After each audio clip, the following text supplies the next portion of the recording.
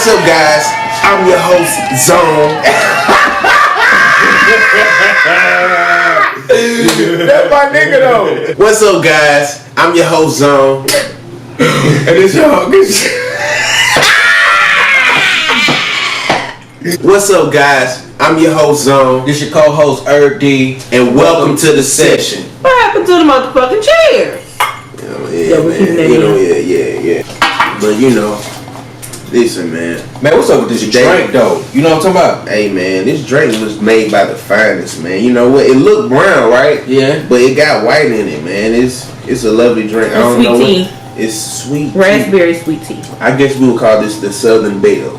Yeah. Huh? I call this that. Yeah, we drinking on something kind of sweet. You know what I'm saying? So this is the first episode of the session. What the session really is about is really just us really talking about culture from a Birmingham's perspective. You know, I think a lot of people talk about Birmingham in the South in a crazy way. I know I'm getting deep, but I'm just talking my shit right now. I think it's time for us to really get down and dirty with dialogue coming from a Southern perspective. You know, speaking that we kind of running shit around here. You know, so we want to kind of talk about artists, you know, that's not much talked about. You know, so there's a lot of country shit going on, and is that dope?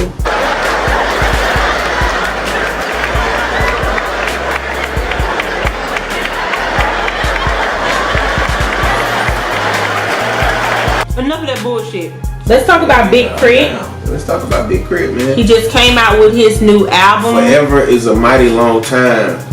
I think that album for me, you know, it was something that I was really waiting for. Krizzle, I've been a #1 fan for Krizzle, you know, for those who knows his music, and you know, for those that might not know, you know, you can look it up. We've been rocking with him since Children of the World. K.R.I.T was here. K.R.I.T was here, man. You know, I didn't get a lot of the stuff that he made before then, but you know, my girlfriend actually put me on him back in 2009, right when I got out of high school. I remember we was in an apartment, and she just like, man, listen to this guy right here, and like the nigga was on the bed like rapping his problems, you know what I'm saying? It was just it touched me, and ever since then I've been rocking with G, man, and I just think Forever is a mighty long time was an article of work that was really well put together and was waited on, man, because you know, like my boy was just talking about, man, King Remembered in Time, Forever in a Day, Return to Forever. A lot of these projects, man, when he was dropping was, you know, and he was dropping, you know, in a time, you know, now that I'm getting a lot of information on a lot of dialogue that he's giving us. You know, he was going through a lot of pain when he dropped that, and we were going through the same thing. And I think that's why I love Big K.R.I.T, and I think a lot of people love Big K.R.I.T, man. But Forever is a mighty long time was a definitely good album. My favorite song when that motherfucker was goddamn Confetti. I liked it. I liked the Confetti, but I love Ride With Me. But we'll talk about Ride With Me later, because we got some information about that too. Did y'all know Big K.R.I.T had a drinking problem? I learned a lot of that through a lot of the interviews that he was doing for the run through of this album, or the promotional run. I kind of figured that, but I never thought that it was more so of a problem. I thought that was just something that he liked to do. But when it turned into, when I thought it was a problem, I'm like, damn. I really felt like the drinking problem was going on when he came out with King River at the time he put out Meditate, because I was really listening to his message, because he was bringing out you know what I'm saying, he just wanted to get away from, he just wanted to wash his problems away, you know what I'm saying, and you can tell, like, you know, him wanting to go to the liquor store with this thing. You can hear that in a lot of his tracks. He talk about the liquor store, you know what I'm saying, but you know, K.R.I.T as an artist, you know, to me, man, he really changed my life. He really changed my whole perspective of music, and he made me want to elevate myself as an artist. And I know the very first song I ever heard by K.R.I.T was 2000 and Beyond. And then when I heard 2000 and Beyond, it was on from there. You know what I'm saying? That motherfucker was rocking. That shit, that bitch, he clowned that shit. That was another you know one of what I'm my saying? joints. Oh yeah, man. So yeah, like, how much did this man sell when he first came out, bro? I didn't really gather that information, I bro. mean, I don't want to be a number guy. I think he did somewhere in the range of 40 to 50 in the first week. I think 40 to 50,000. Okay. copies. Who did he go against album sales? Did Chris Brown come out? Did Chris Brown come out with an album? Yeah, he did. But he went up with 21 Savage. Yeah, he went. Okay. Because I mean, Chris Brown and 21 Savage. Yeah, at first, Chris Brown had a situation where, you know what I'm saying, they basically corrected that. His album kind of went platinum. So, you know, it was Chris album? No, Chris Brown. Chris Brown. Yeah. So okay. yeah, we're gonna kind of not. That was, at first that was true, but they didn't really do the calculation the way because they didn't add it in the stream sales and things of that nature too. Okay. So yeah, a lot of that got misconstrued, but yeah, most definitely, man, he definitely scored Big top was album of the year. 35,200. 35,200 in the first week. Mm-hmm. That's pretty good numbers for independent. I think that's pretty decent for independent. And we're talking about, we're talking about, album sales. You know what I'm saying? Because now if you go we can compare to like how those numbers would have been back in like in 08 to 2011. You know what I'm saying? Album sales were. You know what I'm saying? Well, like on a whole different platform. Now, if we're in 2017, we're talking about internet.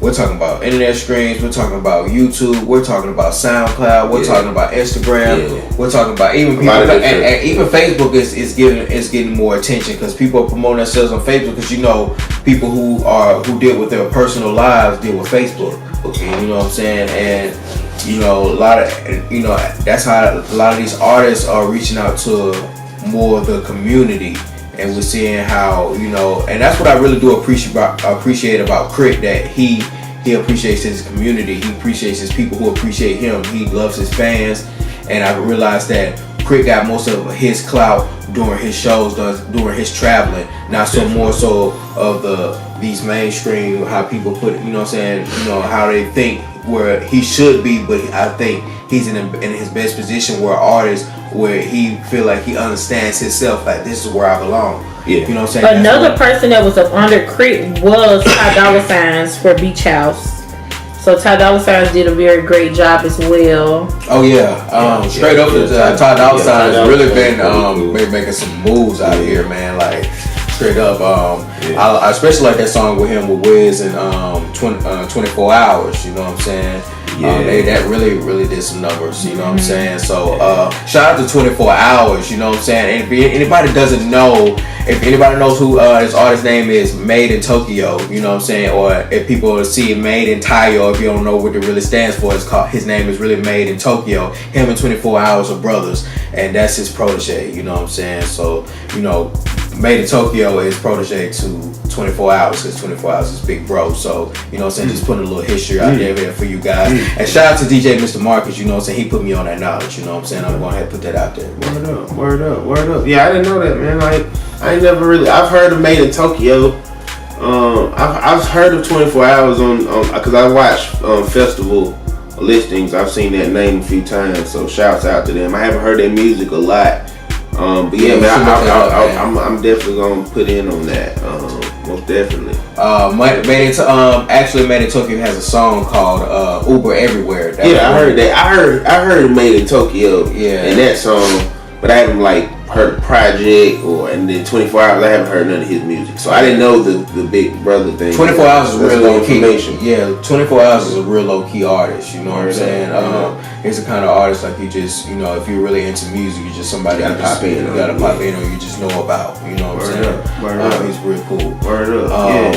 Yeah. All right. So the next topic that we have for you guys is SZA. Oh yes. She came out with the album Control, and she did very great with her album sales and her singles. So the first single that she put out on the album was Drew Barrymore, and she came out with a nice video for that. She released that January 13th, 2017. And then after that, April the 28th, 2017, she released She released "Love Galore" by SZA featuring Travis Scott. Yeah. And that was a great song. That number reached it was in the top 40s and it reached number 32 on the Billboard Hot 100. But let's get on her hot song, the hottest song right now that she actually put out September the 26th, 2017. That has been getting a lot of controversy, which is The Weeknd. So what do you guys think about that? I think SZA's a very dope artist. When I first heard SZA, she was on the Rihanna's album, and I think the song was called Contemplate or something. I don't remember the name of the song. Please don't. I'm not disrespecting you, Lord SZA. I love you. But yeah, I love that song when y'all did that on Rihanna's album. It blew my mind, and when I heard this album, Control. Yeah. That's the name of the album? Yeah. I thought it was called... No, I'm thinking about Broken Clocks. I'm thinking about the other song. Broken Clock was actually released June the 2nd, 2017. One of my favorite songs off the album. Excuse me. Go. Well, I'm going to say, first time I heard SZA is when my boy Isaiah Rashad came out. You know what I'm saying? When he came out with his project Sylvia. I think I watched the interview with Isaiah Rashad. He came out with they came out and I think they got signed around the same time. So yeah, that's the very. I think they were very like our next conversation, man. Is diamond, you know what I'm saying, diamond duos. You know what I'm saying. And I think Isaiah Rashad and SZA are a great diamond duo. You know what I'm saying, together. They make great music together. Shouts out to Isaiah Rashad for one of his. I think that's one of his first albums, you know what I'm saying, came out with? Sylvia. I think that was like his official demo to the industry. Official demo, yeah. It was a demo which I consider a fucking, I consider an album. Yeah, it was, you know what I'm saying? So, yeah. I love, I think it's a Son's Tirade. That's the album he dropped last year. I really love that one. That's the one he has Kendrick Lamar on it. He had SZA on that, on one of those tracks. It was a very dope. He's another dope artist, man. But SZA, she's been writing for a lot of people for a long time. Yeah, most definitely. Yeah, most definitely. Isaiah Rashad got signed, from what I'm seeing, in 2000 and I think it's 14. 14? Yeah, I think it's 14. Yeah. Yeah. So yeah, we gotta talk about Isaiah too on another note. Yeah, for sure. But what do y'all think about the song The Weeknd? What looks do you think that men and women should have on this song? What outlook? What should they take from it? I think what people should understand from this song that women should not be looked differently than what guys do out here in these streets, how they treat these women and how women do the same thing to these men. You know what I'm saying? And it shouldn't be, you know what I'm saying, it shouldn't be looked at non-ladylike when we know what goes down in today's society. So do you blame the woman or do you blame the man for this song? Because this song was actually about her being a side chick. Right. Yeah, I think, I think it's all about perspectives on this song. Me personally, I think it's a song that people don't really like to really touch on because I think that song kind of reflects kind of the problem with different relationship problems when it pertains to the black household or all households. I won't say black households, but we definitely don't talk about what's that word, infidelity, a lot. It's kind of like, that's a hidden thing that we talk about. I really think, she's not ashamed of what she does. You know what I'm saying? Or what she did. Or what she did, or what she's doing. You know what I'm saying? What anybody in the, in the industry could be doing. Anybody, or just any regular person that does out here. Yeah. And it's she brought a real, not saying like a touchy subject, but something that needs to be talked about that everybody knows they're not ashamed of. You know what I'm saying? You're not ashamed of being a side nigga. She ain't ashamed of being a side chick. You know what I'm saying? Well, the thing about it is, I don't think it was about that. The problem that it's basically the song was about sharing lovers. Right. You know, the big thing about it, the reason why it got so much controversy is because the simple fact of a lot of people don't live like that. Yeah, a lot of people don't live like that, and a lot of women have a problem with that. A lot of people do live like that. Oh yeah, a lot of people live like that. They just don't. That's what I'm saying. Like people are not exposing it, and you know what I'm saying. So I think she did great. But it's not exposed. No, it's exposed because the marriage level when you're talking about the side chicks nowadays are very disrespectful.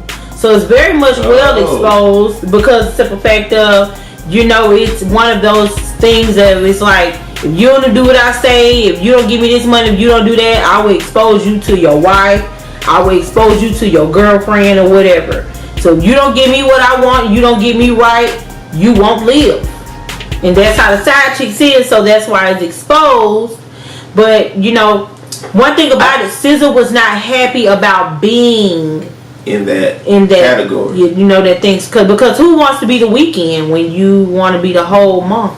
But I think I think that's the split factor when you talk about the song, you know, because, you know, she made the song though. You know what I'm saying? So I don't know. I don't think we gotta really I gotta get a little bit more insight as far as what she said quote wise to really get a full insight on what she thinks about with the song. Because it really just, for me, I think a lot about the song for her is not even touching on the subject at hand. She just playing her position within the facilitation of what I guess you could say the triangle, but it's not even really a triangle in her perception, because it's really just her and him. It's just like, when you get done with what you doing, holla at me, and we gonna really live life. I'm the weekend. You know what I'm saying? She said your niggas the 9 to 5. You know what I'm saying? You do 9 to 5, I'm the weekend. Yeah. You know what I'm saying? Like and when she said But if you listen to the whole Control album, then you would know that was the time in her life that she was living. It was a phase. She did not enjoy being the weekend. Because the simple fact that, I mean, she said it in plenty of her interviews. If you check her interview that she did with Everyday Struggle, shout out to Everyday Struggle. She did not enjoy playing that role. But being that album was based off of how she was living her life at the time, that was one of the songs. But who's happy about being the weekend? That's the controversy that's out there. You know, I think there's a lot of people out there that's willing to be a part of that weekend, because I think we have a big explosion of non-traditional things that are going on in the United States of America. So I don't really think a lot of people are conforming to the traditional marriage or the traditional way of how relationships going, especially like we talking about.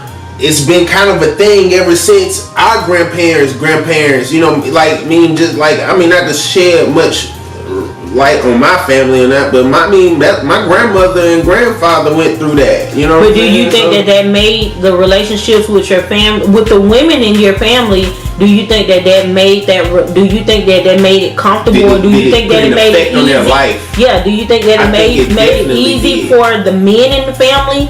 You know what I'm saying, to be able to be men, or for the men in the family to be able to be pushed over, you know, by the women due to the fact of the things that was going on. Shout out to the go ahead. Shout out to the mediator right now, because she just totally, you know, is almost kind of, you know, in a way killing me, but she's also proving my point. But at the same time, what I want to just get out there and understand, like, I mean, that's very true. Like, a lot of that is an effect, but I don't even think that song is. I don't think that song.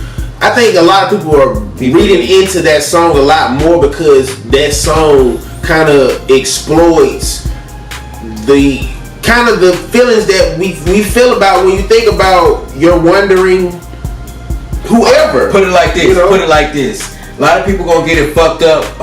People gonna get it real messed up about what she's talking about, because a lot of people didn't watch that interview about saying she didn't enjoy being in that position. And then when people look at it, it's like, oh, now you're just promoting, you know what I'm saying, girls to be whores. You know what I'm saying? Like, it's okay to be whores, but you gotta understand, like, all right, you're gonna take the song for what it is, instead of really exploring what the person's really coming about, you know what I'm saying, about the song. Like what a lot of the community does about a lot of songs anyway. Okay, so I'm gonna read a little bit of the lyrics for you guys, so you guys can interpret this in y'all way, since everybody else is interpreting it in their way. Mm-hmm. So she say you got a girl, and how you want me when you got a girl. The feeling is reckless. Of knowing you're selfish, knowing I'm desperate, getting all in your love, falling all over love, like do it to the last, hanging out the back, all up in your lap, like is you coming home, is you out with her? I don't care long as you're here by 10:30, no later than, drop them draws, give me what I want. And this is what I'm saying. Like, I think it's a rough thing because, you know, it's a rough thing because that's how a lot of relationships what she's trying to explain. Because I know she's saying that he's selfish, but I mean, I think she's desperate. She's desperate, but she's also selfish. That desperation is also selfishness But I can see why a lot of people have a controversy with it, because then she goes into the hook and says, I gotta say I'm in the mood for a little bit more of that. Right. I mean, I'm saying what kind of deal is 2 days. So I need him at least about 4 of them. So she's wanting more. More of them. More of them. More of us. Exactly. Yeah. So she want to know what she's been missing. So that's what I'm saying. I think the big question is the more of the split factor of how people live their lives, because you have a lot of people in the United States that don't live by the marriage codes. You have a lot of people that do love triangles and even live with each other. You know, but think the about question for the controversy that I have for you both is, does it make it right or does it make it wrong? It depends on what code you're trying to live under. You know, if you don't live under the codes of how United States runs. Let me finish asking you the question. You get what I'm saying? Listen, it's not about how the United States, it's about how you view yourself and how you view the situation. Would you want your daughter knowing that let me say this, would you want your daughter, or would you want to be a person knowing that you can, just say for an example, you're in a relationship, you're dating, you have a wife, you might have kids. Now you're stepping out into your relationship, dating a girl that you have fun with, rather than trying to put that same energy that you're putting into her, into your marriage or into your girlfriend, to spice up y'all things. Because even though she might be boring, you might do some things that bore her. So y'all are not communicating that. So you want to have your cake, you want to eat it too, and you want a second slice. Now you got a girl over here with her mind all messed up, and then you got your wife's mind all messed up. Now you're in the middle, you know, right. And now you got her feeling entitled. She want more days, but you have a whole wife out here.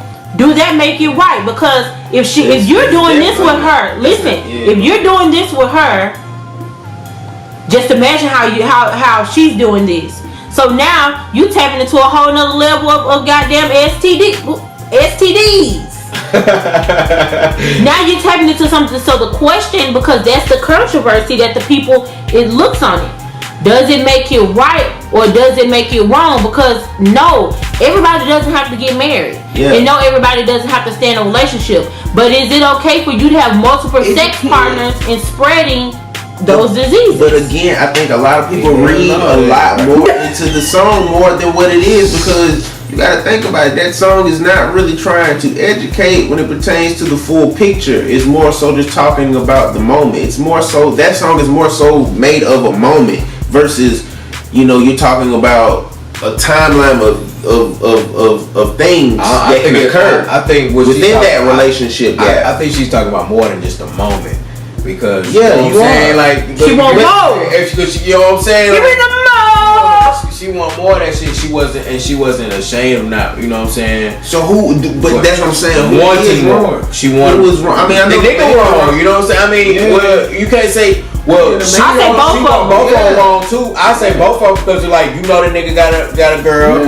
You know what I'm saying? And you know what he got going on. And you being selfish and he being selfish because he want to be with you. You know what I'm saying? For his getaway, and you want him permanently. You know what I'm saying? Because you desperate because you're not playing your position. Right. I mean, think about it. I mean, she's not playing. I mean, I'm not trying to go too deep in it because I respect. More of the story. I love the song. I love this conversation that we're doing right now. Right. Yeah. But hey, I mean, I love the song. You know, I think it's just. I think that song kind of reflects where music is today. Music today is not meant to help. No, fuck timeline. It's more so of just kind of like you want to put out a song, you know, kind of representing your moment or whatever you represent. I can bleep it. If y'all slip, I can bleep it. I got you. Everything is being reinvented. You know what I'm saying? Like K.R.I.T said, everything's already been done under the sun. It's just been reinvented. It's just been it's been regurgitated. You know what I'm saying? Like you say.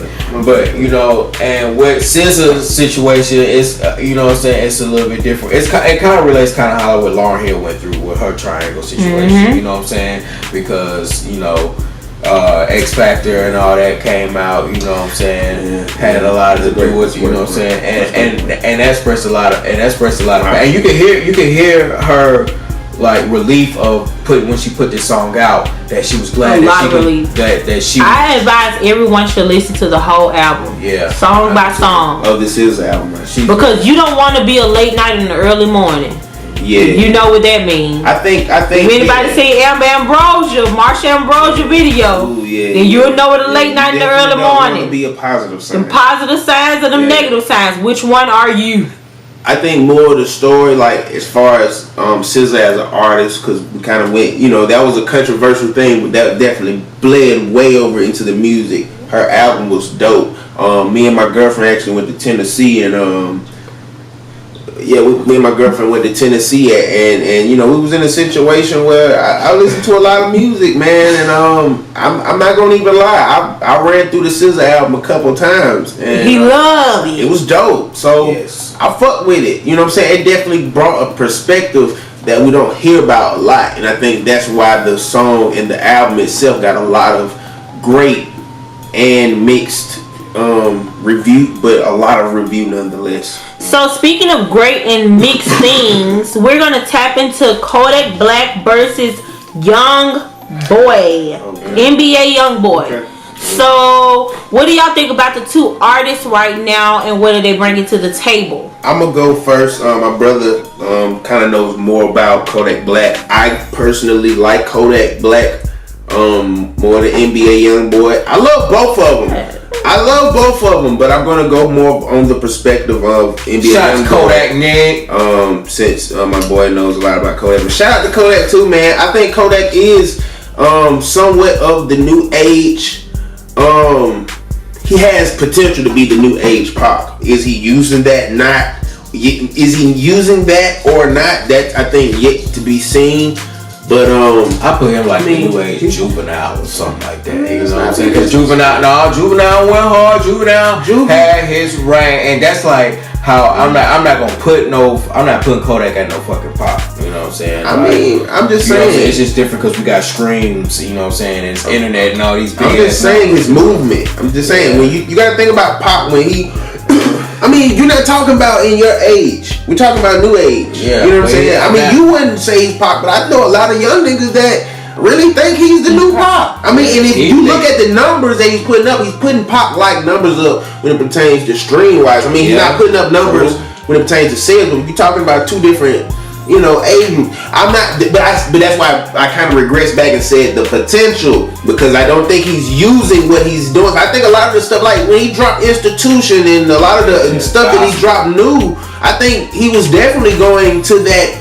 I think he was going to me. Yeah, I could ride I could ride to him just as much as I could ride to Pop. Yeah, but I don't think I think he definitely digressed after a while, especially after the Masterpiece incident. Everybody goes hard in their prime. Everybody got to come out with their hard in their prime, and nobody, and you're never going to probably get that feeling.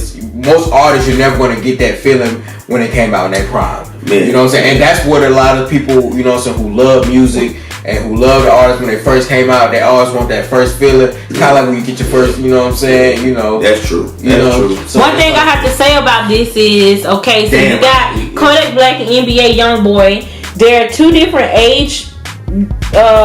NBA Youngboy is actually 18 and Kodak is 20. Yeah. One thing about it is NBA Youngboy has released mixtapes in 2017, and he got on the Billboard at number 39, and Kodak Black released the album and got on the Billboard at number 38. So for NBA Youngboy, talking about the painting pictures. What Project Baby? What we talking about, NBA? Yeah, no. I was just saying because I know what Youngboy put out. Youngboy put out the Untouchable, the song that whatever he had Untouchable on. I forgot it what the name of that album was, but he dropped some good music. He definitely dropped some good music. you talking about Painting Pictures, Kodak Black? Yeah, that was his album that went 38. Yeah. I put it like this: if we're gonna put NBA Youngboy's catalog or the music that he put it out in 2017 with Kodak Black's music that he dropped with Painting Pictures and Project Baby 2, most definitely NBA Youngboy is killing Kodak Black right now. I'm gonna say that just off of sheer right now, he just sounds like he wanted.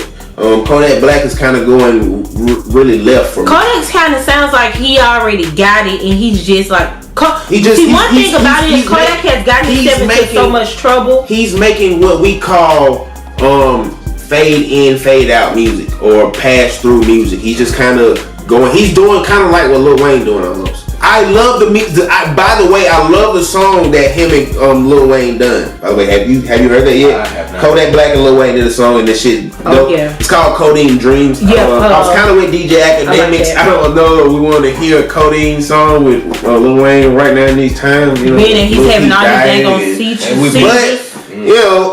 Hey, put the drink down. We're being transparent in 2017 and 18. So hey, I think it was a good thing. I think we wanted to hear that. So but like I said, we talking about on a young NBA Youngboy versus Kodak Black thing. Right now, I think Kodak Black is losing slightly, but then again, it's almost kind of like how NBA Youngboy is bringing himself down. I don't really think I really disagree about Kodak. You know what I'm saying? If you're talking about presently, yes, but as far as how Kodak's name, especially all the hits that he's done dropped, you know what I'm saying, that people will get hyped to this day if he will perform to this day. You know what I'm saying? Versus NBA Youngboy, you gotta listen to NBA. People are not getting bucked to NBA. I'm not saying people are not gonna get bucked to NBA Youngboy, but I'm not saying people ain't getting bucked to Kodak. How many songs? What are you saying are hits of Kodak Black's? I love Kodak Black, but what is hits? You know what I'm saying? You got Skirt. You got Institution. You know what I'm saying? You got hold on. You talking about the song Institution or yes, the song Institution? That's a hit, bro. Like that's a real hit, bro. That's alright. You know what I'm saying? Like all right. I like a lot of his songs, but I got Untouchable, No Smoke. I think those. What about what about that little song with Pee Wee Longway? That What You Gonna Do? I think that shit go hard. 41 goes hard. NBA Youngboy has a lot of people up on his record too. He has a lot of great people. He got Lil Snoop. He got Kevin Gates. He got Meek Mills. He got. We can keep going. The list goes on and on. Shit, you know what I'm saying? Kodak, what he got? He got a song. Oh, and then NBA Youngboy got one. You know what I'm saying? NBA Youngboy. He got two songs with Plies. Speaking of Plies, NBA Youngboy and Plies got the hottest song on YouTube right now in the video. Keep calling. I think that's a very dope song too. It could be argued that this is an arguable topic. What about this song? Wait a minute. What about this song? They put up Kodak Black against Jeezy's Bottles Up. When that little song that Kodak got with Extension XX. I'm tired of saying that nigga. Need one for me, baby. Yeah. Shit, I need. What you mean? It's a nice song, but like I said, this okay. Put it like this. I love the music that went up against the OG. I love that went against Jeezy. This is where they lose. you doing stupid shit out here, and you're making yourself look so bad out here in the streets to where I don't even want to fucking listen to your music. Cause for one, you XXXTentacion, you right here getting your ass beat up by the Migos, or for whatever reason, y'all got shit going on. And Kodak, you gotta sit. You know, Kodak. I mean, I love Kodak, man, but like I said, it's time for Kodak to drop some shit. I'm tired of hearing this Halloween. I'm tired of hearing this Halloween Project Baby 2 shit. The only thing that I liked on Project Baby 2 that I heard that I really, really loved was the song that he did with Offset. Build My Legacy. I think that was a very nice song. I think it was a pretty nice project, but I mean, you calling them albums? I mean, I think Kodak Black right now is more of a testimony to Atlantic Records' success versus his own, because he's kind of just. He's having to put more time into court cases and bullshit than just dropping good music. And I think that's his problem.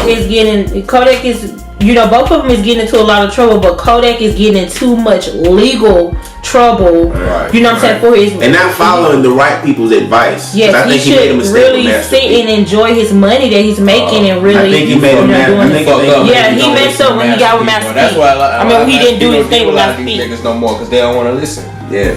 But I mean, you know, when you got a lawyer over your head, I mean, I don't want to go into all that because I don't know this man's story. So, you know, we gotta go into all that. But, you know, yeah, man. But overall, I mean, if we're gonna say who's the hardest artist, I will give it to Kodak Black. I will give it to him, hands down. But please do not sleep on NBA Youngboy, because if he can get a lot of the things that's going on right now with his situation, a lot of that act together, Kodak just got to get his security game together. I think, you know, it's trouble. It's just because Kodak been there first, man. I knew about Kodak before some NBA. Well, it's really not because of the first person, because it's not about who starred. It's about, they've been dropping music collectively around the same time, and it's really not about who starred. It's about who grind is harder and who hustles the hardest. Right. And as of right now, NBA Youngboy is hustling harder than Kodak Black. Right. I have to say that his hunger level is up there. For people to view him as a dumb kid, he's very smart. The moves he's making is extra smart. Yeah, the situations that he's getting in with his girls is all over the place. But hey, them the girls that want to deal with that. But as far as his music, he's coming out strong. He got a lot of people behind his belt. He got Pee Wee Longway, Yo Gotti, Young Thug, Meek Mills, Boosie. Don't forget that, and a lot of other people. So hustle wise right now, me personally, I gotta give it to Youngboy because he grinding. For sure. All right, so we're about to get into these terrible Grammys. We're gonna talk about this and then we'll come back. All right, you guys, and we're back. We had to take a little drink break. Oh yeah. So the next topic that we're gonna bring up is the Grammys. Oh yeah. So let's see. Record of the year. We have Redbone, Childish Gambino, Despacito. You got Daddy Yankee. I want to pronounce the other guy's name, but we're gonna call him Elf. And featuring Justin Bieber. The Story of OJ, Jay-Z, Humble, Kendrick Lamar, and 24K Magic, Bruno Mars. So what do you guys think about that? And that's record of the year. I'm really gonna go with Redbone by Childish Gambino, baby. You know what I'm saying? Because that man right there, when he came out with that, it just took over the world just automatically. Nobody thought about it like, oh yeah, that's it right there. And I really think that's gonna be the song of the year. That song of the year. Wow. If I'm gonna go off of sheer personal belief, and I'm gonna also say this because I believe Childish Gambino deserves a Grammy. All this work and everything he's been into, you know what I'm saying, to the industry, and movies and TV shows, and to writing music and to singing. Like, he's an amazing guy and he deserves it. You know what I'm saying? And that's why I would say I would put Redbone at that top as the song of the year. And what are you gonna say?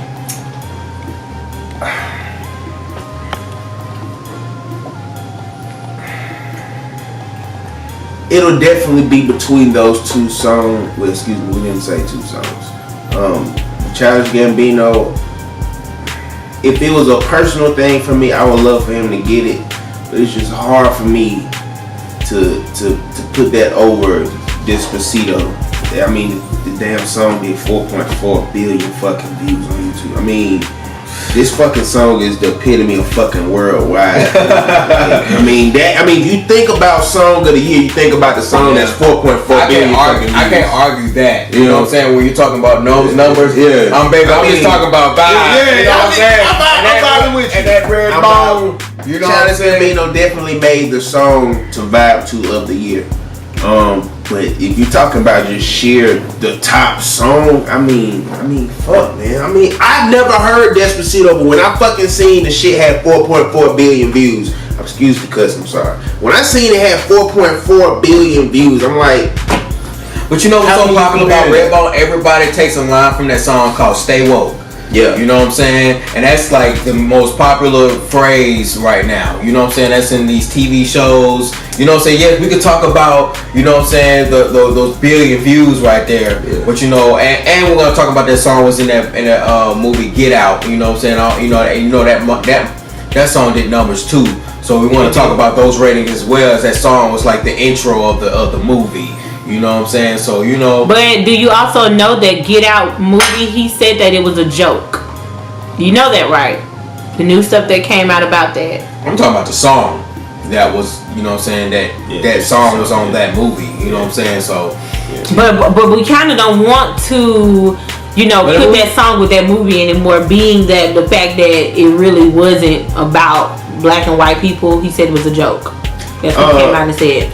First of all, that's what you call PC bullshit, and that's what I think. I've heard plenty of his interviews when he first dropped it, and he definitely agreed to subliminal messages put in there. I definitely think once that movie got to a certain stature, and that's a cruel joke. Yeah. You know what I'm saying? A joke. That's what we call a joke. Yeah. Well, I mean, that's on the new interview. That's what he said. Yeah, but I think he definitely had to get PC'd and PR'd correctly to make sure that you appeal to all audiences. Let's just say that, and keep it at that. But I mean, let's just be real, man. I mean, that it was too much intricate detail into other things.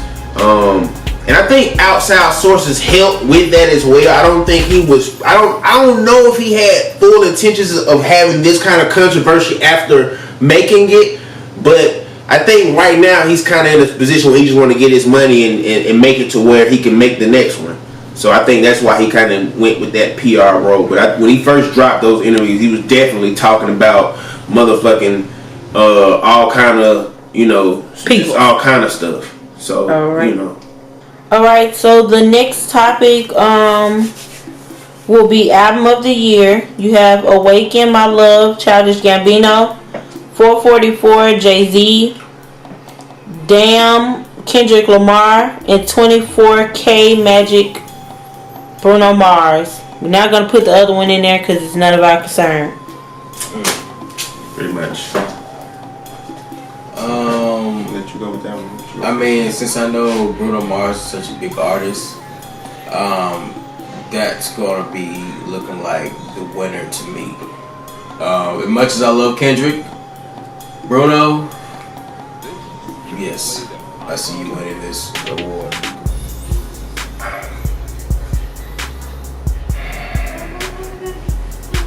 I'm probably gonna have to go with Kendrick Lamar or Jay-Z, considering just the fact of I'm gonna take the different approach. I'm gonna take the approach that you took, kind of with the song where I said about the 4.4 billion views. You know, you went with the talent. I think that Jay-Z and Kendrick Lamar definitely took a bigger step as far as with their music. I think enough to leverage a win on the album of the year. I love the Awaken My Soul by I think that's what is that what it's called? Awaken My Soul, Awaken My Child. I don't know. But who? what's the name of that Childish Gambino? Awaken My Love. Awaken My Love. I'm sorry, I'm Childish Gambino. I'm sorry for the disrespect. I love that album. I think I've had a little bit more time to digest Jay-Z's 444 and Kendrick's Damn to kind of be a little bit more biased. I think that's probably where my approach is. I'm a little bit more biased with those albums because I had a lot more time to sit with those. Yeah.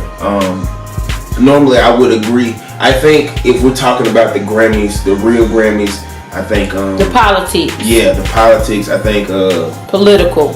What's his name? Bruno Mars would probably win. Maybe. All right, so enough of that. Let's go to Best New Artist. Since y'all are still on this politics. By the way, this is the bossiest moderator I've ever seen in my life. We still dropping dialogue and you killing us. You just killed us. We're going with the Best New Artist. We are only going to do 3 of these because the other 2 really doesn't matter. It's K.R.I.T, Lil Uzi Vert, and SZA. Out of those 3, Oh, SZA, all day.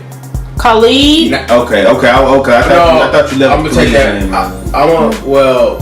I'm gonna take that back. I'm gonna say K.R.I.T is Best New Artist because you know, saying that Location song is doing numbers right now, and that's, you know what I'm saying. So, SZA, yeah, I would definitely put SZA at the top because you know what I'm saying, she does have, you know what I'm saying, a couple of hit songs that's out here right now. But well, we're talking about new, you know what I'm saying. I was as a fresh brand new artist, I'd put K.R.I.T out there. You know what I'm saying, to gain that award. Okay. Who was the names again so I can get a fresh answer? Lil Uzi Vert and SZA. Lil Uzi Vert, SZA, or K.R.I.T. I probably have to agree with you. I think K.R.I.T, he was on 2 of the biggest songs of the year, with one of his songs being his own, which was Location, and the 1-800 song, the Suicide song with Logic. Yes. I think that was a huge song. That could definitely go for the song of the year as well on Grammy night. But it's hard to kind of play that role though, because you know there's so many politics within the Grammys now. I think this year's probably been the most transparent it's ever been, as far as with so many different ethnical acts giving great shine in the categories. But we'll see. We'll see how that night kind of rolls out, because I do see a little messery. I want to say it was. I think it was too many songwriters on that song Location though. He had, like, besides himself, he had 7 other people writing that song. So, song-wise, yeah. Talent-wise, I probably have to go with SZA. Yes. Because she writes everything. Yeah. She might have people sit in on her writing, but she's very good with writing. Yeah. And that's me looking up that song, Location, and looking up K.R.I.T himself. So, that's not false information that I'm giving you guys. That's, facts. And again, if we just going off of sheer best new artistry, and when you want to put in a lot of those things, I think SZA is a great artist. But one of the key factors my brother put in, she's definitely been doing it for a longer time to be considered just a brand new artist. I know she just dropped her first project, but really this is not her first project. This is her second project because she dropped Z beforehand. But I mean, we will see that night. I mean, I'll say coming out as an artist. This is her first big platform album. Yeah, like fully rolling out. Yeah. Z was kind of just like she just threw it out there. Yeah, it was just like this was after like the stuff that she did with Isaiah Rashad and stuff like that. Right. Mm-hmm. And writing for and being that Z wasn't an album, it was an EP. So, it's plenty of people that put out mixtapes and EPs before they actually come out. I look at it as projects because it's like I think music nowadays we just gotta keep it projects, because so many times artists misconstrue how we want to label a copy of work or one lot a of group of songs. One lot of K.R.I.T. projects, EPs is because what we consider albums. And pretty much, I just think that with the lack of support with the labels and just kind of, you know, him kind of having to move semi-independently, he kind of had to call them EPs just for the sake of how he was dropping them. But the quality of music was definitely albums. Same thing with SZA. I think the Z album, I heard a few songs off of it. I think, like I said, she had a lot of things going on. It just, you know. A few, as you can say, a few. That's with the EP, but as far as Control, the whole album itself, that's what you would call an album. Yeah, most definitely. So I'll say that's why I say the difference between the EP and the album, because with Z, even with Z and because she came out with S too, so even with Z and S, I mean, like, yeah, I forgot. It wasn't even a promotion. It was the talent. You know what I'm saying? Period. It wasn't controlled. Yeah. Like Control is. True. Very so true. I'll say that's probably why they put her in that category of that bracket of new artists. And being that she was in the back end for writing for so many people, you know what I'm saying? Like it's she like just blossomed as an artist. Sure. So, you know, both of them, you know, they both get credit. But talent wise, I'll say be a hard. that'd be a hard decision. That would be something that I probably would watch the Grammys for, is Best New Artist. All the other categories. Then again, if you want to talk about politics, Lil Uzi Vert probably get it. No, I mean, if you're gonna say that, then you gotta say maybe all of the Atlantic. The reason records, why I say that is because they're making a lot of money. All of the Atlantic Records artists, or any artists that have major label, very high major label leverages. But I mean, we'll see, man. I mean, you talking about Ninth Wonder? He's one of the big people that have something to do with the Grammys as far as nominations too. So I mean, I think they do have some changes where it's not so many one-sided minded people, you know, putting out the categories. But we will all be tuning in to the Grammys and seeing what's going on, because like I said, I think this year is probably the most diverse it's ever been. So most definitely, man, shout out to the Grammys, man, for that, because I mean, most definitely, if y'all wouldn't have did it this year, by far, y'all would have definitely been out of the conversation. For me, I wouldn't have cared anything about the Grammys. Yeah, because it's so right. You know, cliche. Political. That's why I say Lil Uzi Vert, being that they put so much money behind him and he's making them so much money. When you think about the route that they normally take, that's the route that they normally take. You know what I'm saying? When you talking about politics, because we just spoke about politics when we spoke about the Childish Gambino and the other thing. I mean, I think the location song for Khalid did very great numbers too. I'm not being disrespectful. I'm talking about as far as when we talking about politics, when we're talking about the Grammys. I mean, the only thing that I heard spoke on that everyday struggle. The only thing I've heard Lil Uzi Vert did though was did very great numbers on the XO tour. He just did very, very great numbers on his new stuff too. On the album, yeah, but I mean, that was a single. But exactly, they used the single numbers for the whole album rollout. So I mean, for me, that's a little. I mean, I'm not gonna go too much in detail about that, because we'll be going all night about cheating or whatever. But I'm just saying, like, Lil Uzi Vert, cool, but I mean, if he wins, that'd be one of those things. Right. You know, I think I like a Lil Uzi Vert, but Best New Artist, I don't know. If you talking about Best New, and I don't want to put this label on them, but if you talking about Best New Rap Artist, maybe. Okay, I'll give you that. But not Best New Artist. I don't know. He goes in the category of pop to me. Yeah. I give most definitely not rap. I'm sorry, I gave him more of his rap. Maybe you talking about his image, but I'm talking about his music, not his image. Well, yeah, I'm talking about his music too, because if you listen to majority of the songs, it's more of that. But what is pop? Rock. What is pop though? You know, what is pop? To me, it's hip hop. I mean, it's just. I mean, I think all of this shit is hip hop. I mean, it's more like an upscale R&B, like a more faster tempo. You've heard the album? No, not really. I have. I mean, I think it sounds a little bit like. I give it a little rockish trap feel, but I mean the base of the project is trap though to me, as far as melodically speaking. But I mean, if you talk about his image and how he dresses and how he wants to be perceived to the audience, yeah, I give him rock star image, but not musically. Get the fuck out of here. Okay. I'm sorry. Okay, so speaking of trap, what are some of the trap dynamic duos as of right now? If we would talk about trap dynamic duos, wow, that would be a hard one. That trap dynamic duos. T.I. and Jeezy. No, No? not me. I don't think so. I will. It has to be. Starlito? They've already did that though.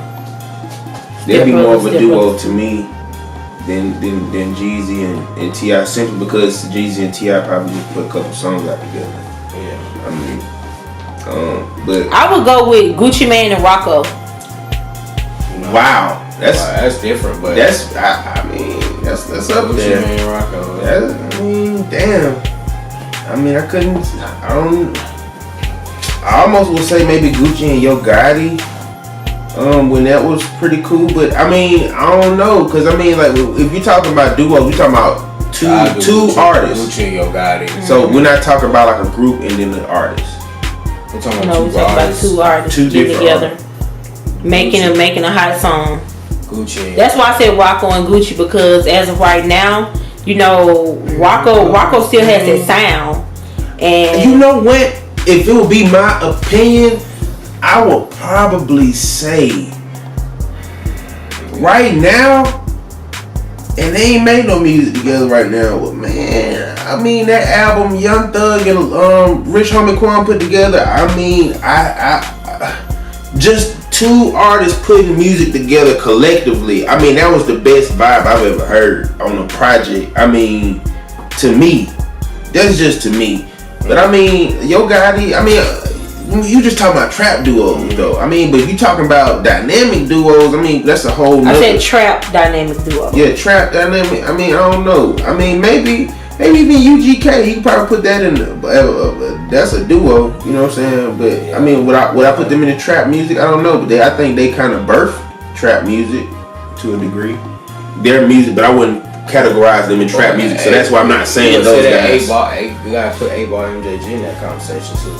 Yeah, but that's what I'm saying. I want to do that, but I don't even want to put them in real trap music because I like to put them in big crib type music, like reality music. So I mean, The reason why I pushed out Gucci Mane is because Gucci Mane is like, he's like one of the top trap kings. Gucci Mane is definitely the GOAT when it comes to the trap shit. I mean the trap music.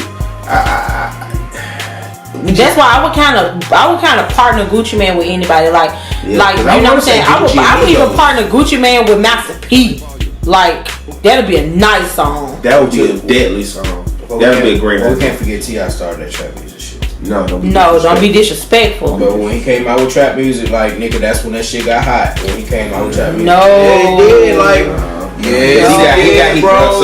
he got his style from Goody Mob and them. Yes. Like, you listen to Goody Mob and the shit, bro. They was talking that trap shit way before. I was gonna say them too. He just put a stamp on it. He kind of did what Jeezy did. I mean, but if you want to say that, I mean, he didn't start that culture. He didn't start that culture. He made it hot though. He was one of them. He was one of them. He wasn't such mainstream. He made it more hot, just like he. I mean, maybe for this generation, but no. I mean, I think you could talk to a lot of 30-year-olds. Talk about trap music. Then we're talking about our generation because he talking about you talking about 03. You know what I'm saying? You know, and that's like a long time. Go back. That's a long time. That's 15, 16 years. Since 09. 99 if you want to be exact. Yeah, you know but think about that time frame. I mean, you talking about when he was coming up. Think about the music that he was kind of inspired from. The Red Dog intros and niggas knocking on the door. How many times you want to hit me? 3 times. What 3 times mean? Nigga, I want 3 bags. This is the shit that the Goody Mob was putting on their first album. So I mean, to say that he put it out there, I mean, I don't know. Nobody took Goody Mob as trap niggas. You know what I'm saying? They took them. But as artists. they were niggas from the trap. They were niggas from the trap. You know what I'm saying? They were niggas from the trap, but they didn't want to be perceived as those type niggas. T.I. wanted to be perceived as that nigga. That's why they give niggas him that clout for that particular type. I think some people give him that clout. No, I think some people give him that clout, but a lot of people give him that clout. But T.I. probably a lot of people in Georgia or something like that. But T.I. is really he's the Jay-Z of trap music to me. I think he just was at a perfect time and he just he dropped it. But I think if you want to keep it real, I think Jeezy did it better than him though. If we don't talk about that, I think Gucci did it better than him. And Gucci did it better than all of them. Yeah. That's why I said Gucci is. You will pair him with anybody. I give T.I. his props. When it comes to that trap shit, Jeezy was up there too. You can't just give Gucci so much leverage like Jeezy ain't up to par with that nigga when it comes to that trap shit. The real why I say but Jeezy fucked this whole self up with how he handled with Gucci, and that would mess his whole brand. That's one thing that I say about Gucci Mane, why he is the GOAT of trap music and the trap industry, because of the simple fact of he stayed solid the whole time, and even with him changing his life, he's still Gucci Mane. He's still with it. T.I. has burned so many bridges, has messed up so many relationships. Has he been to that trap crown off? Spody. Oh my God. Iggy Azalea. Let's keep it going. Plenty of artists because of he's a Ludacris to me. They're great artists when you talk about their artistry, but when you talk about how they handle, but that's a whole nother conversation. And that's why he went to what TV shows and handle how they do. I mean it's self-explanatory. Look at how Gucci Mane has. He signed Young Thug. He signed Gucci. Not Gucci. He signed Amigos. Found Nicki Minaj. All these different people, and look how he let them go and let them do their thing. And look what they did. You see Ludacris how he did Field Mob and how he did I-20, Shauna, Chingy, Ludacris. T.I. Same thing with the people we artists. That's why I think they gotten diminished a lot from me, because I grew up off T.I. I love T.I. music. But I think as he matured as a CEO, as musically goes, I think I love when he made a lot of wrong decisions. He's made a lot of wrong decisions for people I don't even think he made those decisions, because he made the decision that was best for him. I think the artist confided into the wrong people to put their music out there. That's why I respect what Spody did but again, we're going into a lot of different things. If we're gonna keep it in context, I will give T.I. credit of labeling trap music for what it is.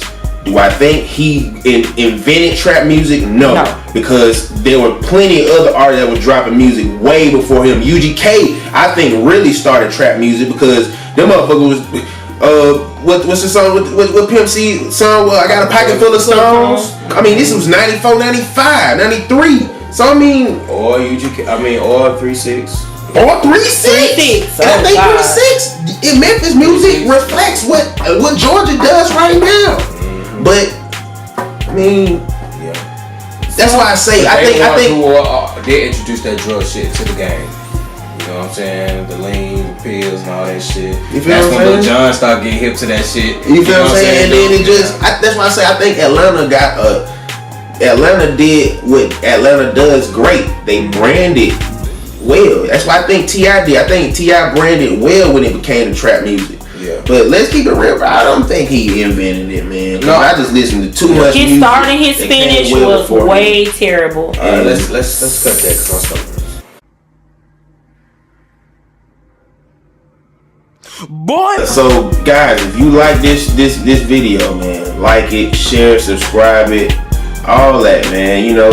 We dropping more content. So if it's other topics that you think that we could talk about, man, comment that below, man. All that. We're definitely wanting to know what you guys think. At the end of the day, we're doing these videos for you guys to see. So, that's it, man. Holla at your people.